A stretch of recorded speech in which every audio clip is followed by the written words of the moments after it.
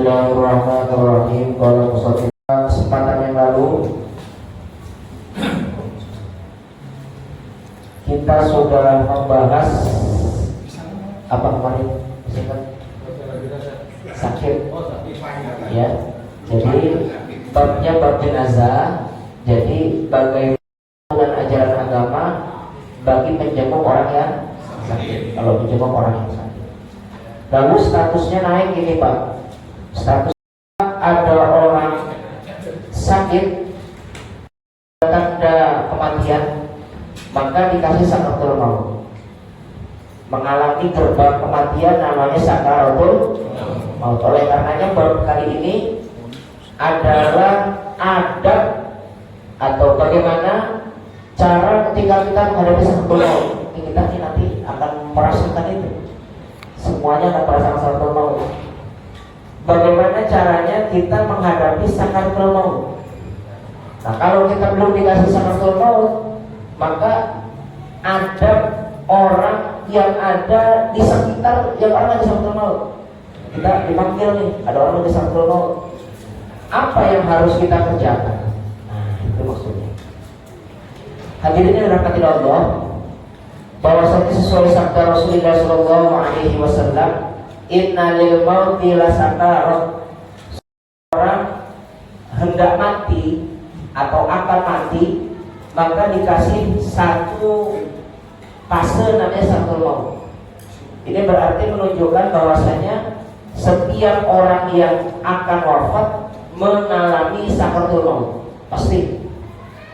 Cuma ini jadi masalah. Jadi masalahnya sakaratul mautnya dalam kondisi ringan apa dalam kondisi berat. Jadi itu masalah itu. Jadi masalahnya kira-kira sakaratul mautnya kita ini berat atau ringan kan gitu. Tapi kalau masalah sakaratul maut pasti orang itu akan mengalami. Dijelaskan oleh Rasulullah SAW, sakitnya sakaratul maut itu sama persis, bukan sama persis, seperti kambing hidup. Jadi kambing hidup-hidup dikulitin 300 kali masih lebih berat sakaratul maut. Jadi 300 kali kambing dikulitin hidup-hidup masih bahasanya sih disayat gitu ya. Disayat 300 kali disayat.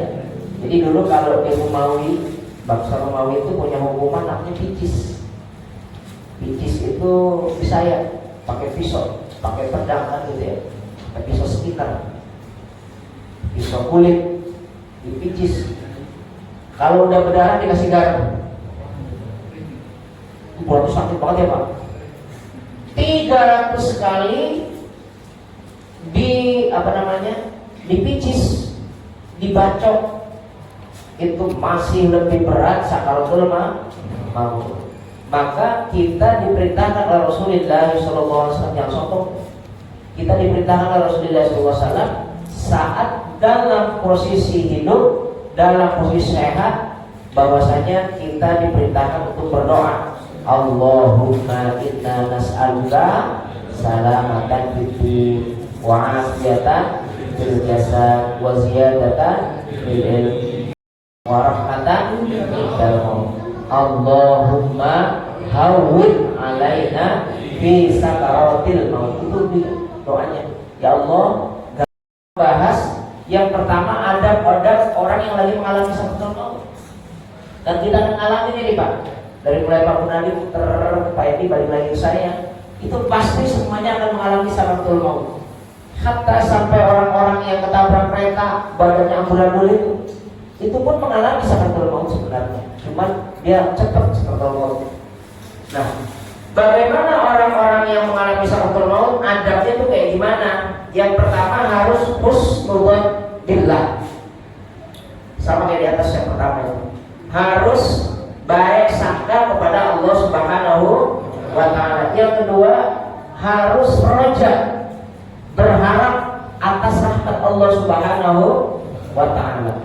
Jadi kalau orang hidup Pak, kita nih hidup, itu dikasih buah sayap sama Allah. Dalam rangka kita mau selamat dunia dan akhirat, itu dikasih buah sayap. Namanya satu khauf, yang kedua roja. dalam kitab Kharidatul Bahiyah, kitab tauhid, disebutkan itu wa ghallibil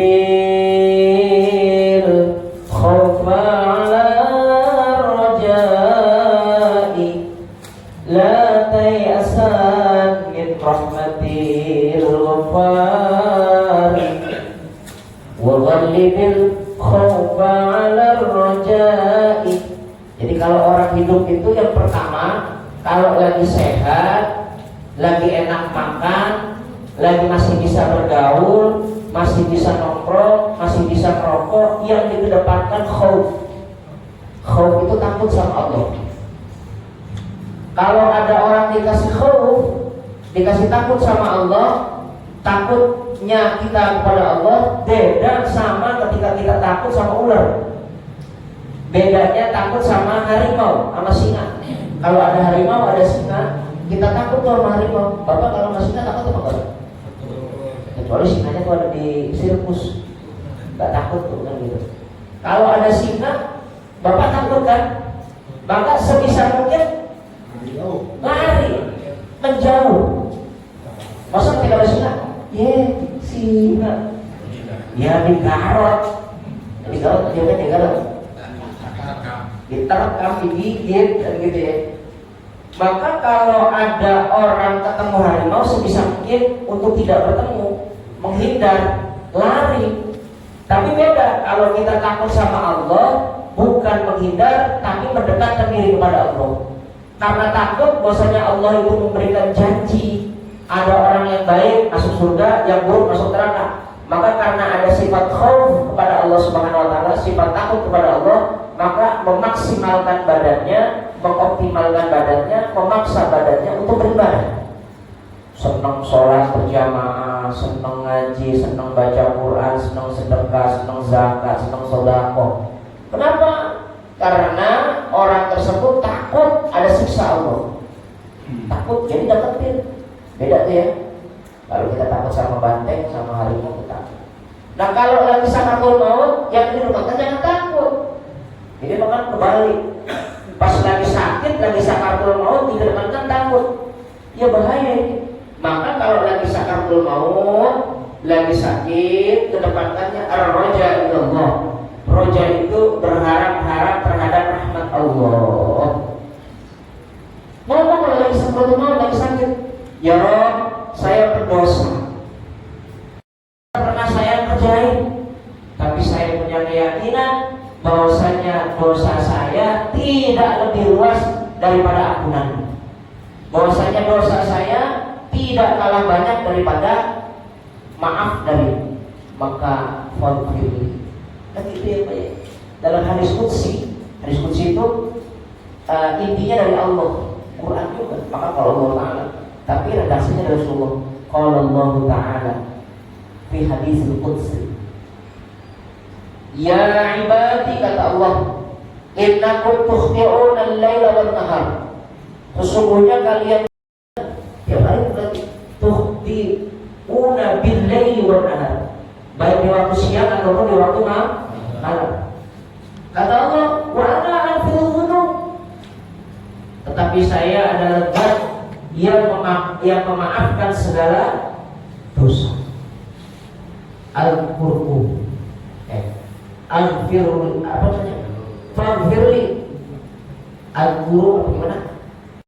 Kepada Allah Subhanahu wa taala, faghfirli, maka akan saya maafkan, akan saya ampuni, kata Allah Subhanahu wa taala. Maka kalau lagi ya Rob, ngapain aku? Ya Rob, saya namanya dosa. Dulu waktu masih hidup, waktu masih sehat, banyak dosa ya Allah. Tapi saya yakin rahmatmu, ampunanmu lebih luas daripada dosa saya. Masya Allah, biasa. Ini namanya roja. Ar-roja ilallah, berharap terhadap rahmat Allah. Ini ajaran agama ini, ajaran agama. Jadi harus optimis. Bahasa saya tuh, roja itu berharap dan harus optimis. Kenapa? Allah itu maha pengampun, maha pengasih. Jadi berharap. Yang pertama, adab kita bagi orang yang lagi sakaratul maut dan kita lagi mengalami sakaratul maut misalkan, maka kita harus berharap kepada Allah. Adab yang kedua, mengingat-ingat keterangan tentang sakaratul maut dari Al-Quran ataupun hadis. Mungkin kita udah gak sadar nih Pak, secara fisik udah gak sadar, tapi roh itu masih ada di dalam badan kita. Maka dalam posisi itu sebenarnya kita masih bisa ingat-ingat, walaupun misalkan yang ada di sekitar itu udah gak dengar, udah gak tahu, udah gak ngerti, tapi kita ini sebenarnya harus ingat-ingat keterangan Al-Quran, keterangan hadis. Ketika kita dikasih sakaratul maut, ngomong dalam hati kita, oh ini ternyata sakaratul maut. Ingat-ingat ayatnya tuh jelas.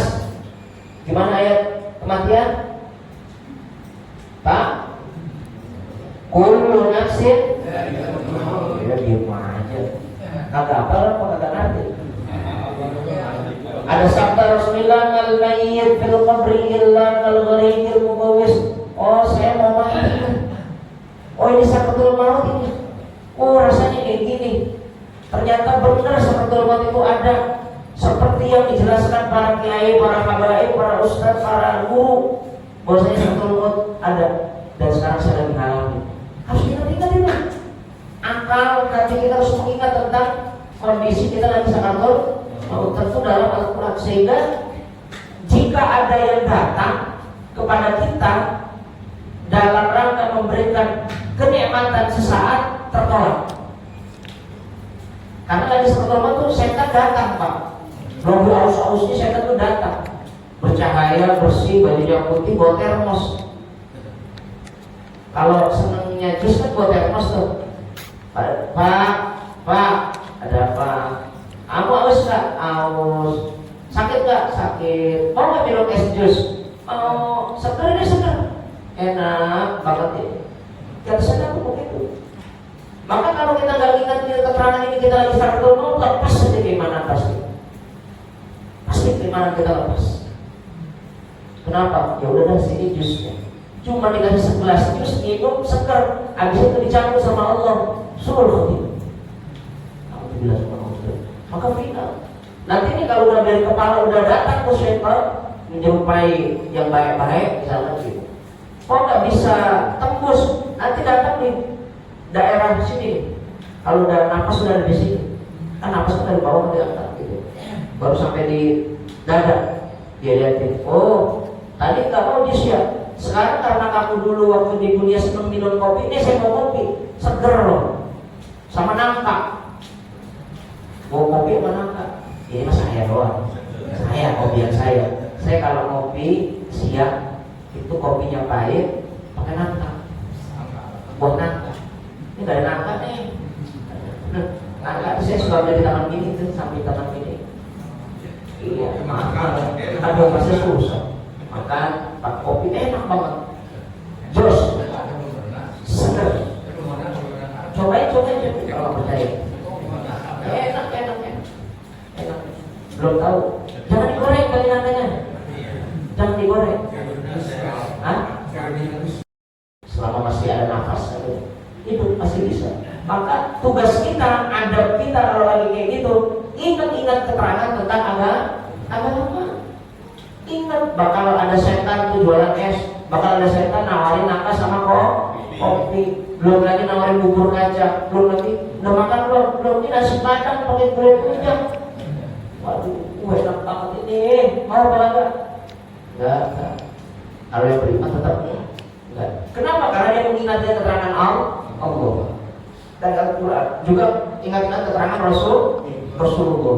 Dari mana? Dari hadis. Siapa yang kasih tahu? Ustaz, kiai, habaib. Sadar kita tuh. Walaupun kita udah nggak bisa ngomong, nggak bisa bergerak. Oh, ini fase yang pernah dikasih tahu sama saya waktu pengajian sakaratul maut kayak begini. Karena kita akan ngalamin itu. Maka kalau udah kayak begitu, pasti ingat terjadi. Ingat keterangan agama. Yang paling berat ini. Jadi yang nomor 3 ini dengerin aja, mau paham mau kagak dengerin, karena susah pemahamannya. Maka adab orang yang lagi sakaratul maut yang ketiga itu, kalau kita lagi sakaratul maut harus paham tentang pembagian alam. Berarti harus ngaji dulu. Yang gak ngaji ciloko aja pokoknya. Mohon maaf ya, dia nggak ngaji celaka aja pokoknya. Tapi jangankan dia ngaji, jangankan yang nggak ngaji, yang ngaji itu kadang-kadang bisa celaka nih kalau nggak paham. Karena memang kadang-kadang itu yang ngaji apaan sih ini mungkin nggak paham gitu. Nih, orang yang lagi saktul maut, adabnya itu harus paham tentang pembagian alam. Maksudnya apa Ustaz? Alam itu diciptakan sama Allah. Ada yang namanya alam mulki, yang kedua ada alam namanya alam malakut. Apa alamnya? Mulki dan alam malakut. Apa itu alam mulki? Alam mulki itu alam indrawi, alam fisik. Tangan bisa ngeraba, bisa megang kaki, bisa merasa berjalan, mata bisa melihat, hidung bisa mencium, lidah bisa mengecap, telinga bisa mendengar. Itu namanya alam indrawi. Setiap yang bisa kelihatan itu namanya alam indrawi. Harus paham, kita ini lagi hidup di alam indrawi atau alam mulki, alam fisik. Sedangkan alam malakut itu adalah alam yang disebut sebagai alam non indrawi. Dalam bahasanya, bahasa apa Bejo, bahasa Buddha itu alam yang namanya metafisik. Alam metafisik. Alam metafisik itu dalam bahasa Arab disebutnya alam mulki, alam malakut. Namanya alam malakut. Alamnya nggak bisa diindra. Contoh, jin nggak bisa diindra, malaikat nggak bisa diindra, Allah nggak bisa diindra. Kan itu ruh kita nggak bisa diindra. Betul ya? Ruh nggak bisa diindra kan? Nggak bisa. Nah, contohnya kalau dalam Al-Quran yang disebut alam malakut itu apa? Setiap kalimat, setiap kata yang diawali dengan kalimat ma'adroka itu pasti alam metafisik. Contoh, ya gampang. Al-Qari'ah, mal-Qari'ah, wa ma'adroka mal-Qari'ah. Itu kalau ada kalimat ma'adroka, maka sudah dipastikan itu alam malakut. Nggak bisa dihitung sama otak, nggak bisa dirasa sama hati, nggak bisa dipegang sama tangan, nggak bisa dilihat sama mata. Pokoknya setiap ada kalimat ma'adroka pasti alamnya metafisik. Sampai sini paham? Allah. Nah, selanjutnya belum kelar. Yang disebut alam mulki, alam fisik sama alam malakut tidak bisa bersatu. Ingat, yang namanya alam fisik dengan alam metafisik, yang namanya alam mulki dengan alam malakut, dua-duanya tidak bisa bersatu. Artinya apa? Jasad sama ruh itu nggak bisa bersatu. Nggak boleh bersatu. Kenapa? Jasad ini alam fisik, sedangkan roh itu alam metafisik. Kok ini nyambung bos ya? Jasad ada rohnya. Kalau ada alam mulki dengan alam malakut, alam fisik dengan metafisik nyambung, itu karena bimasyiatillah wa biiradatillah, karena kehendak dan keinginan Allah, karena kekuasaan Allah. Maka ruh sama jasad nyambung. Makin puyeng, apa yang ngomong? Puyeng kan aja. Udah paham aja udah ya. Makin saya. Pokoknya gitu. Jadi ruh sama jasad secara sunnatullah nggak boleh nyambung, nggak bisa nyambung Pak. Jasad fisik atau alam fisik dengan alam metafisik nggak boleh nyambung. Tapi kalau nyambung, roh nyambung dengan jasad, bimasyiatillah wa biiradatillah, karena kehendak dan kekuasaan Allah, keinginannya Allah. Maka ada orang namanya Suwandi, jasadnya Suwandi, rohnya Suwandi. Alamnya mulki dan alam malakut. Ada orang namanya Pak Gunadi, rohnya Pak Gunadi, jasadnya Pak Gunadi. Nggak boleh jasadnya Pak Gunadi, rohnya Ruswandi, ajian Rogosumo. Bohong. Kok kita aja berdua nyambung begini susah. Bukan kalau angin darah kan bisa ngeluarin roh dia ya. Angin darah ngeluarin roh, yang masuk batik mati. Siapa batiknya? Ya kan begitu kan kalau di TV ya. Orang nonton TV lah. Kaya banget gitu. Itu bohong. Ajarnya namanya merogoh. Bohong. Dibohongin mau aja. Ada orang tempelan, ada orang kerasukan kan gitu. Mana mungkin jin itu bisa merasuki orang? orang manusia itu alam fisik, sedangkan jin itu alam metafisik. Pada prakteknya ada orang kerasukan, harus dijelasin. Kamu digotong lagi. Jauh sih, jauh. Udah nanti itu gampang aja. Jadi kalau ada orang kemasukan, ngobatinnya gampang. Ambil aja teh potong, 2 sendok, suapin. Kalau barangnya itu. Ada orang kerasukan. Ada orang kerasukan. Siapa lu? Ditanya. Siapa? Namanya Kokotet. Misalkan ya. Dari mana? Dari sono, dari seberang sono kan gitu. Mau ngapain sini? Minta kopi, minta rokok. Mana ada sini minta kopi, minta rokok? Yang minta kopi, minta rokok Bang Salim.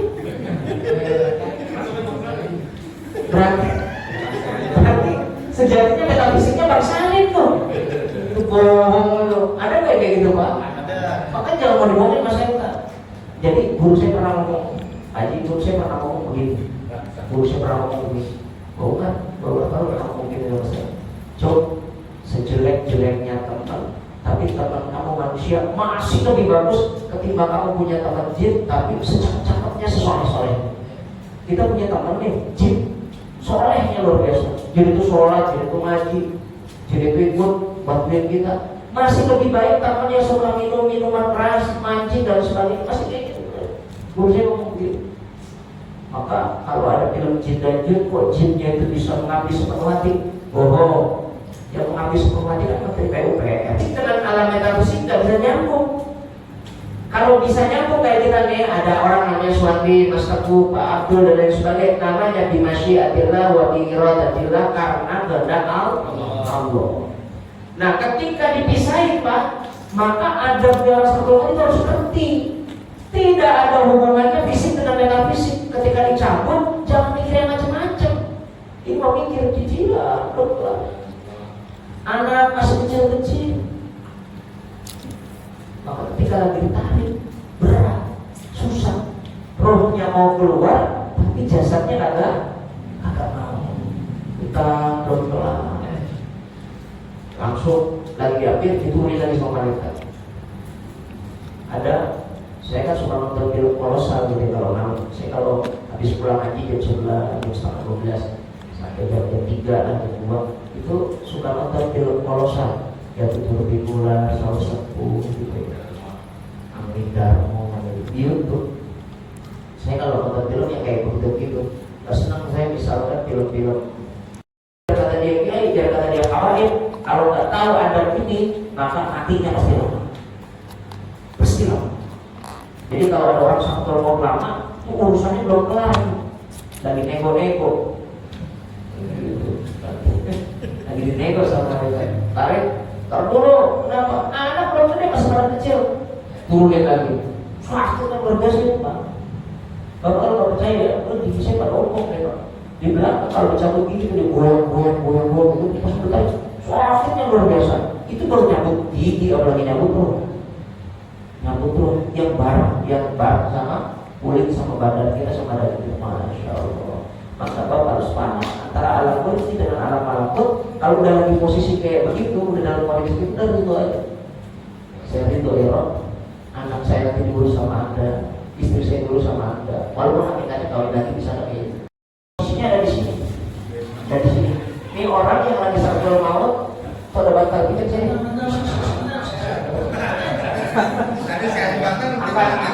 Nah, agak tinggi, nah segitu. Nah, miring. Nah, segini. Lurus saja Pak, lurus saja, enak. Nah, gitu. Kayak gini. Pegangin sambil pegangin. Tuh. Jadi mukanya menghadap ke arah kiblat. Ini cepat nanti orang wafatnya. Kalau udah begini cepat. Yang lebih cepat lagi, kakinya di arah barat, kepalanya di timur. Pulang, pindah berarti. Kakinya di arah timur, kaki kepalanya di arah barat, timur. Kakinya di barat, kepalanya di sono, timur. Nah, ini lebih cepat nanti.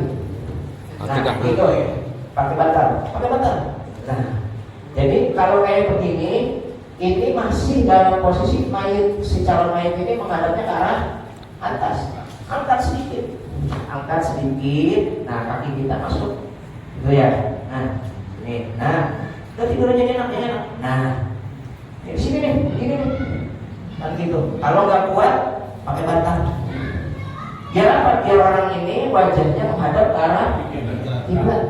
Kalau tadi saya turunin, maaf ya, saya turun begini, nggak pakai itu kan ke atas ya, agak sedikit. Maka kalau bantal-bantal atau kasur-kasur orang yang ada di rumah sakit itu kan agak rendah begini.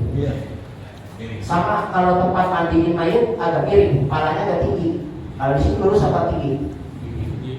Lebih tinggi kepala apa kaki? Lurus, posisi lurus. Sama lurus. Harusnya kepala lebih tinggi daripada kaki. Nanti ada caranya. Ya, kalau bisa karena ini orang tua kita, misalkan saudara kita, disilakin aja, biar dia bisa menghadap ke arah kiblat. Ini yang paling utama. Ganjarannya gede, pahalanya gede, rahmat Allah besar pada orang-orang yang wafat kayak begini. Deh, kali. Pertama, nggak boleh yang lain. Bukan nggak boleh, jangan pakai kalimat yang lain. Kalimat cuma satu. La ilaha illallah tanpa Muhammad Rasulullah. Nggak usah nama Muhammad Rasulullah. Ya, tanpa Muhammadur Rasulullah. Kalau gitu. Dan jangan dulu, Pak nyebut Pak ngapain ngomong kayak begitu? Nggak usah. Ini saya contohin. Ayo Pak. Ini orang lagi sakit maut, nggak perlu dideketin ke kuping, nggak usah. Ngomong aja kalimatnya. Nggak usah pakai Pak, nggak usah nyebut, diam. Kalimatnya La ilaha illallah dan diam. Setelah ngomong la ilaha illallah, jangan ada kalimat apa-apa, baik kita ataupun orang yang ada di sekelilingnya, sampai orang ini ngikut sendiri tanpa kita suruh, baru dia ngikut.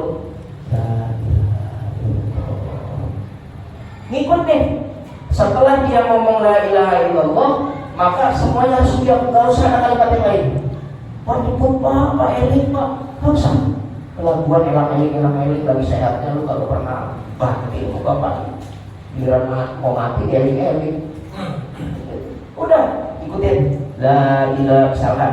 Nggak usah berngomong Pak ikutin apa yang nggak usah, kita ngomong aja la ilaha illallah sampai dia ikut, sampai dia ikut. Saat dia ikut, kok nggak ada suara, tapi ada apa?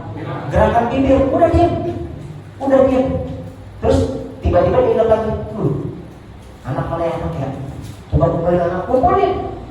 Setelah datang anaknya kumpul, omongin lagi, la ilaha illallah.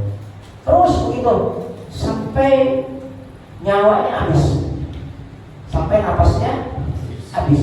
Kalau udah habis berarti makna al-kalam la ilaha illallah dakhala jannah. Mau usah kalimat yang lain, kalau kita kan ribet kok. Pegel juga ya. Memang. Iya, udah nggak apa-apa. Nah, jadi ya, ini kalau kita terus mulut dalam kondisi apapun mengucap la ilaha illallah bisa. Lagi sakit gigi, lagi sariawan, lagi mingkem, lagi mangap, lagi tertutup, ngomong la ilaha illallah bisa. Segala kalimat la ilaha illallah itu semuanya adanya di sini. Tapi kalau Muhammad Rasulullah, mimnya itu huruf, haknya itu halak, susah disebut. Maka inilah kalimat sakti sebenarnya. Kalimat tauhid itu apa? Kebenaran, apa maksudnya? Kebetulan. Kok di settingnya begitu sama Allah? Karena memang biar ternyata kalimat itu familiar dengan ucapan. Makanya jangan di Pak, ikuti Pak, nyebut Pak, nggak usah. Kita ngomong la ilaha illallah, maksud kuping udah dengar. Cuman dia mengerjain apa enggak? Diam dulu, dekat illallah. Wah, dia udah ngomong tuh. Maka kita diam semua. Berarti kalau dia wafat pada saat illallah itu mengucapkan kalimat tauhid, tidak ada kalimat yang lain. Kalau dia ingat dunia lagi, biarin nggak apa-apa. Itu mobil bagaimana? Itu mobil. Ya Pak, tenang aja, mobilnya tak ada ngurus. Illallah lagi tauhid. La ilaha illallah. Itu kalau lagi mikir mobil berarti setan lagi datang. Setan lagi datang lagi goda. Ini mana bini, anak mana diingetin semuanya sama setan. Paham ya? Yang ketiga, adab yang ketiga bagi orang-orang yang lagi sakaratul maut, makanya harus punya siwakin. Harus pakai kayu siwak. Jadi pakai kayu siwak, ada siwak kan gitu. Kalau siwak mau dipakai di itu dulu, direndam dulu, dirangkat sehari semalam, jangan pakai aja, rontok pakai gigi.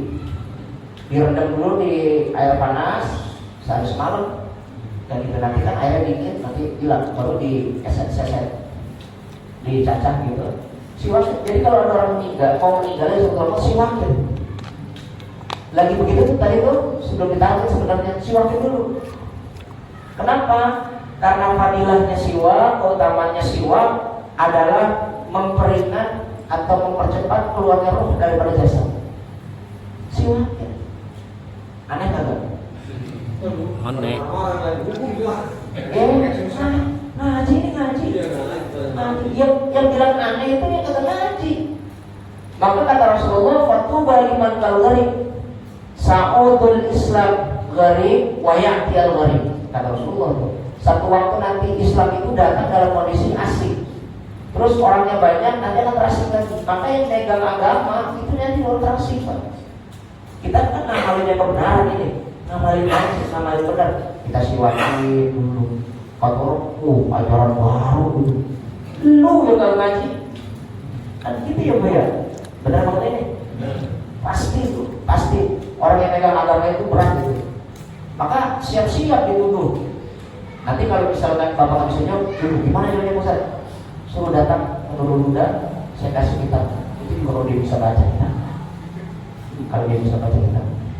Jadi sunnah disiwakin. Jadi orang yang lagi sakaratul disiwak. Disiwak, bukan gosok gigi Pak, siwak. Pakai kayu arok. Itu harganya 15.000 tuh di Alawi yang gede. Yang besar itu 40.000. Udah sudah gini, bisa 4-5 tahun di rumah. Ini mah sekedar aja, makanya paling kagak punya tuh siwak di rumah. Kalau ada orang lagi sakaratul maut, ngiringin, talqin, sebelum talqin di siwak, baru talqin. Gitu. Paham ya?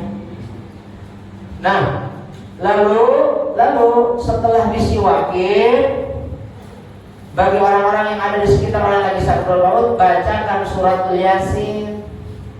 Kata Rasulullah SAW dalam sabdanya, qala Rasulullah SAW, lakinu mautakum Yasin.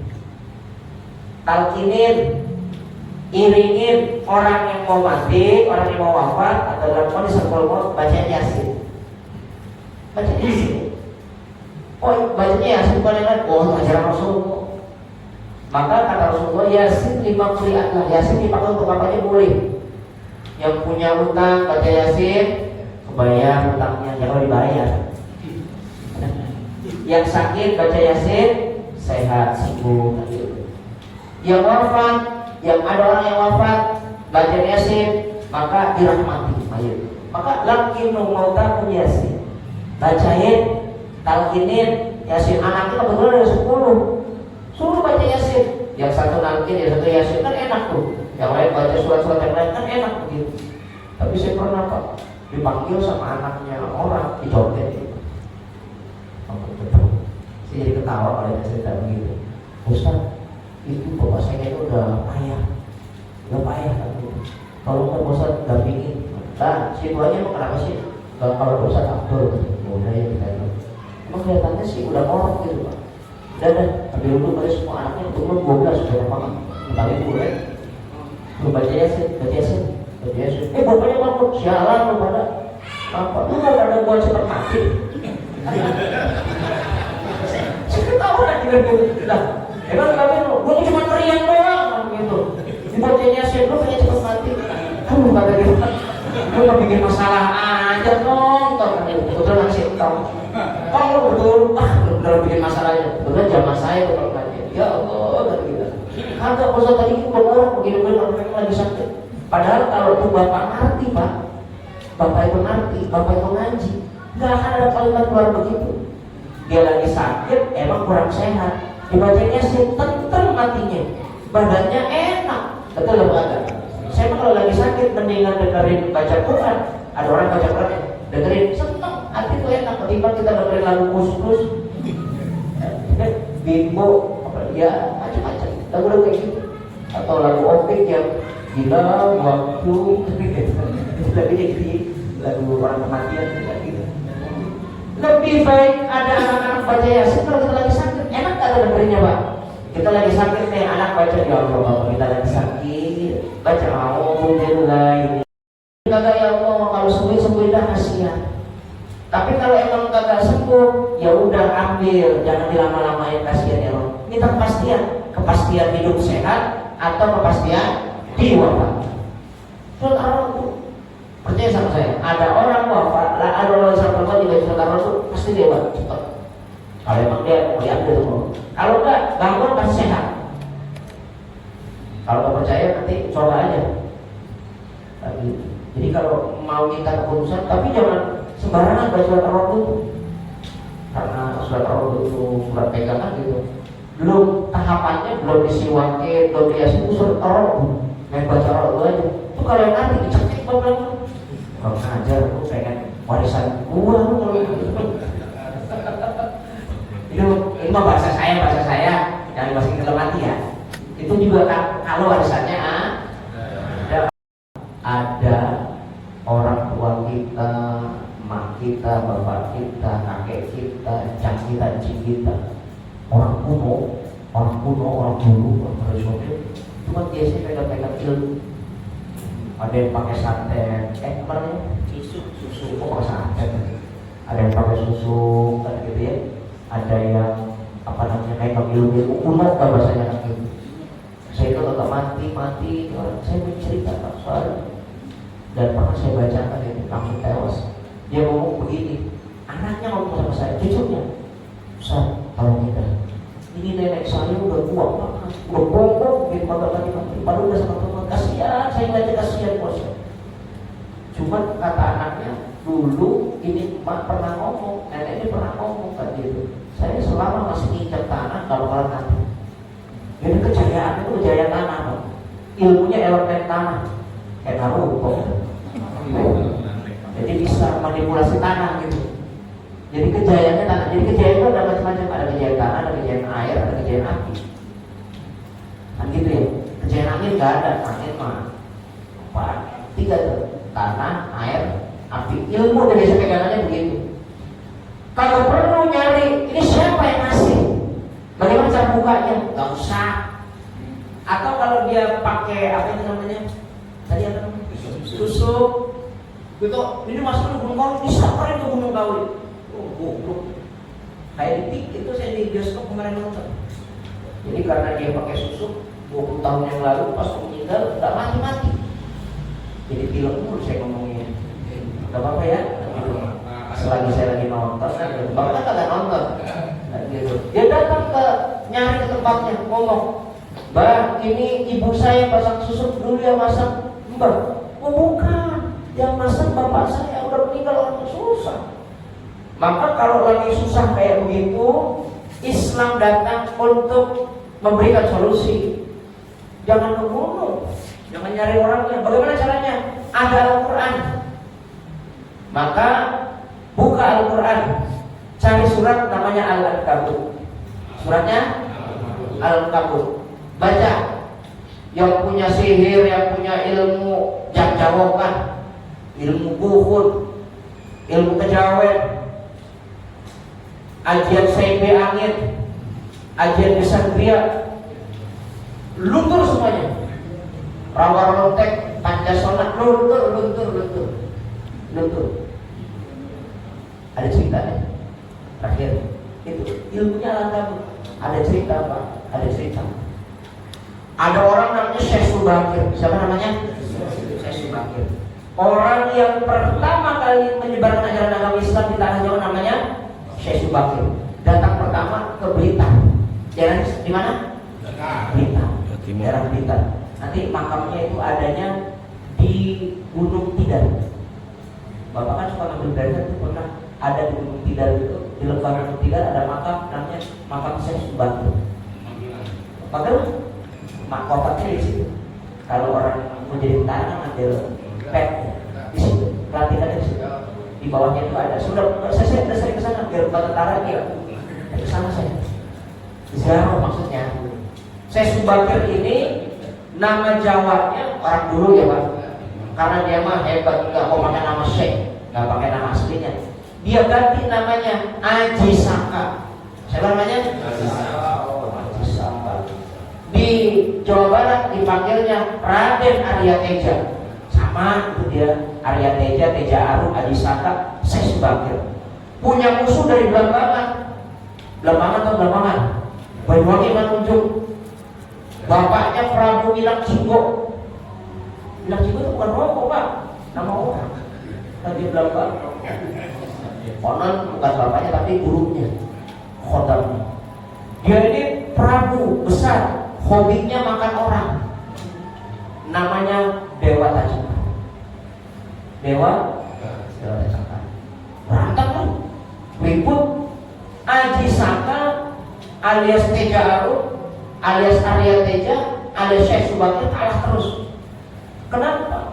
Ternyata yang namanya Dewa Tajika itu punya ilmu ajian Pancasila. Punya ajian Pancasila. Pulang dulu ke Maghribi. Ke Maghribi baru pulang. Dia pakai ilmu. Kalau kita kan naik pesawat sebulan belum nyampe. Bisa enggak? Hop, hilang sampai di sana. Pakai hop doang. Kalau kita hop macet. Gak bisa kita ya? Bisa nggak? Gak bisa. Coba hop hilang. Atau udah di Mekah kan? Sekalinya hilang kan gitu diculik orang. Ya, hop nanya sama gurunya. Guru, ini saya ketemu orang. Makanya manusia terus. Namanya Dewa Tajika. Ilmunya hebat, dibunuh gak mati-mati. Dia punya ilmu kuno. Bagaimana cara ngalahinnya? Katanya baca surat Al-Kahfi. Cerita begitu tuh Pak. Pulang sebelum melawan Dewa Tajika, baca surat Al-Kahfi dulu. Sambil perang, sambil berantem, itu apa namanya? Baca surat Al-Kahfi. Pas kalah, pas mati langsung. Gak kata surat Al-Kahfi. Jadi siapa orang yang punya ilmu apa saja, yang kuno-kuno itu, yang ilmunya ilmu buhun itu, yang ilmu kejawen itu, kalau dibacain Al-Kahfi pasti betul. Kalau ternyata nggak mati-mati, belum mati itu ternyata belum sangat belum mati. Kalau pura-pura mau mati dibacain Al-Kahfi, kalau mati-mati, ya lu bercanda lu bukan mati lu, injak aja nggak kepalanya. Itu berarti nggak mati itu gitu, kayak gitu. Masya Allah biasa. Jadi kalau ada orang yang punya ilmu kuno, bacain surat Al-Kahfi. Tapi ini terakhir, ilmu terakhir. Konon, bukan konon. Saya dalam mendampingi masyarakat yang sedang sebelum waktu itu di atas 6 dan 7 kan, hampir tak pernah baca Al-Kahfi, tak pernah. Atau orang ini Ustaz punya pegangan begini.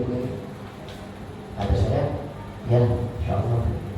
Nggak sampai Al-Kahfi. Baca surat Al-Kahfi itu udah lewat. Siwakir, Yasinin, Talqin, Yasin, terakhir Ar-Rahman. Hampir nggak pernah saya baca Al-Kahfi. Jadi orang punya ilmu aja kalau pakai Ar-Rahman saja sudah hilang. Apalagi pakai Al-Kahfi, udah nggak macam-macam.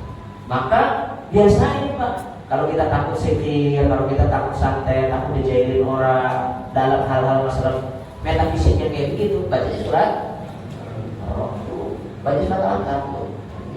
Makanya jangan cari penangkal. Gue lagi dagang disebut sama orang nih. Kayaknya sih tanah Panguragan. Nyari ke rumah tambah, nyari obat kan itu. Orang bodoh, sebodoh-bodoh. Padahal kita punya Al-Quran. Rasulullah kena santet. Ya mohon maaf ya. Jangan kita, Rasulullah aja kena sihir, kena santet. Ketika kena sihir, kena santet, Rasulullah SAW ditelkin sama malaikat, diajarin 2 surat namanya Mu'awwidhatain. 2 surat pusaka. Qul a'udzu birabbil falaq, qul a'udzu birabbil nas. Sembuh pakai Al-Qur'an tuh. Kalau qul a'udzu birabbil falaq itu untuk orang-orang yang hasud, kalau qul a'udzu birabbin nas yang datangnya dari makhluk halus. Kuat baca. Sembuh. Saya udah baca Ustaz, tapi kalau sembuh-sembuh, orangnya kalau sembuh-sembuh dan sebagainya, kita bacanya kurang iman. Bacanya kurang. Setan juga tahu Pak. Setan juga tahu kalau kita kurang iman, kita ketakutan tahu. Contoh nih, jangan setan. Pak Gunadi, ini macam cerita saja. Pak Gunadi Idul Adha ditunjuk jadi tukang potong, dikasih pisau. Mau kambing, mau sapi itu tahu kalau kita takut kalau lagi pegang pisau. Ini kita udah kambing atau sapi udah rebah nih, kambing udah rebah nih. Baru mau Bismillahirrahmanirrahim, mau nurunin pisaunya, tapi si kambing nyium tuh, nyium apa? Bau ketakutan. Kita lagi takut, hati lagi was-was. Pas mau turun, itu kambing ngerti, wah Pak Gunadi takut nih, biar gak jadi potong tuh gimana? Ya gerak dan gerak. Kambing gerak. Itu kayak begini tuh karena ketakutan kita. Andai kita bisa membunuh rasa takut kita, kita tahu ini binatang memang harus dikurbankan. Lillahi ta'ala, tak kurban lillahi ta'ala. Baca doa Bismillahirrahmanirrahim, selesai. Itu sebanyak pertimbangan. Dorong, maka kalau orang lagi Idul Adha lagi kurban itu, kalau sapi, kalau kambing udah rebah, jangan kelamaan. Turunin segera pisaunya, kemudian yang bau kita, bau ketakutan kita. Ini mah dibaca dulu. Ini kambing, ada sapi dari sebulan baca hampir 15 menit. Itu sapi udah pernah ajar nih. Itu. Ya maaf ya. Itu yang namanya ilmu. Kita harus kasih tahu kan gitu. Jadi kalau udah rebah segera turunin. Gak usah banyak seremonial. Bismillahirrahmanirrahim. Takbir Allahu Akbar, Allahu Akbar, Allahu Akbar. Yang takbir itu yang motong. Bukan orang, oh takbir. Oh ya mana takbir. Ada di orang. Kalau dari saya. Nah itu nanti disuruh takbir, kita disuruh takbir. Takbir. Kita ngikutin aja.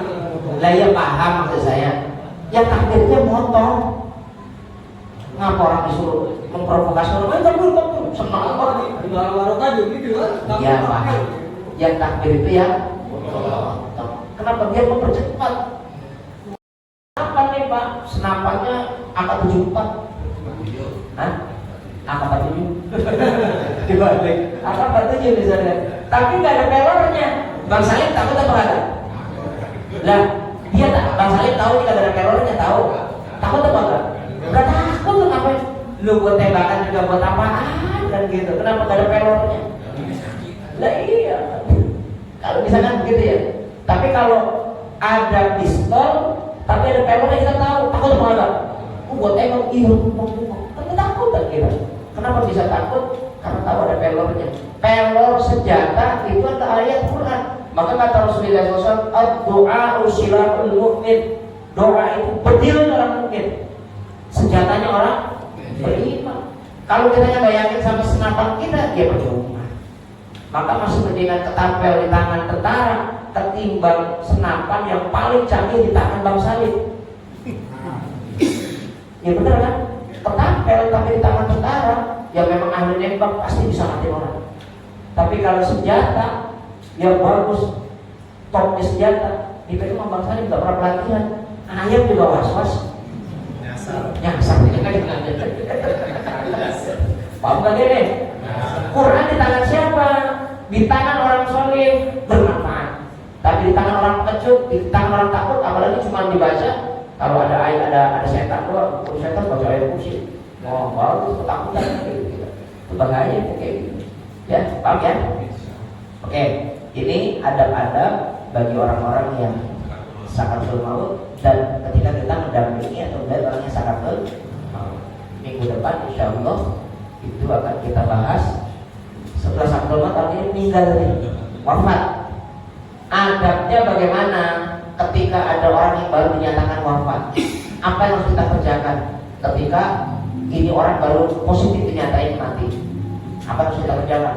Apa mohon maaf dipoto, shred, langsung bikin status, tolong ziarah Fatihah ya buat ibu saya. Kan kita begitu lagunya.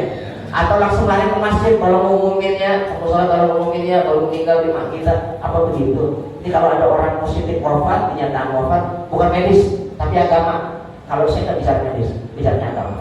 Dinyatakan wafat secara agama, apa yang harus kita kerjakan? Understand? Step. Ya, kiranya kalau ada yang mau bertanya silakan. Yang nanya nggak? Ya, tetap kalau itu yang utama tuh mengakhiri itu siapa? Karena ya Batinnya sudah penuh keyakinan, penuh keimanan, penuh kemantapan. Karena kadang-kadang kita tahu itu Al-Quran tapi nggak mantap. Iya, nggak ngambang ya, nggak Ngambang, kusuk, ngasuh kusuk ya. Iya. Terima kasih ininya. Jadi Bapak tuh jadi amir minimal buat keluarga kita. Nanti yang akan saya sampaikan ini Pak, yang akan saya sampaikan pasti nabrak.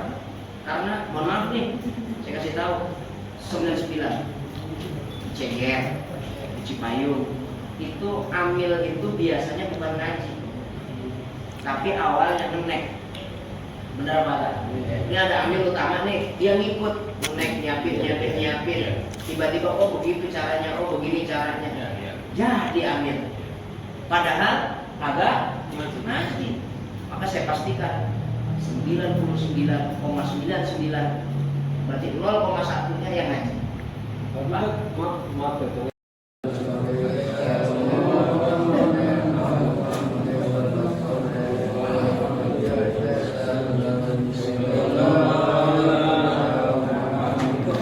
Sallallahu alaihi wasallam. Sallallahu ala Muhammad. Sallallahu alaihi wasallam. Sallallahu ala Muhammad. Sallallahu alaihi wasallam. Sallallahu ala Muhammad. Sallallahu alaihi wasallam. Sallallahu ala Muhammad. Sallallahu alaihi wasallam. Sallallahu ala Muhammad.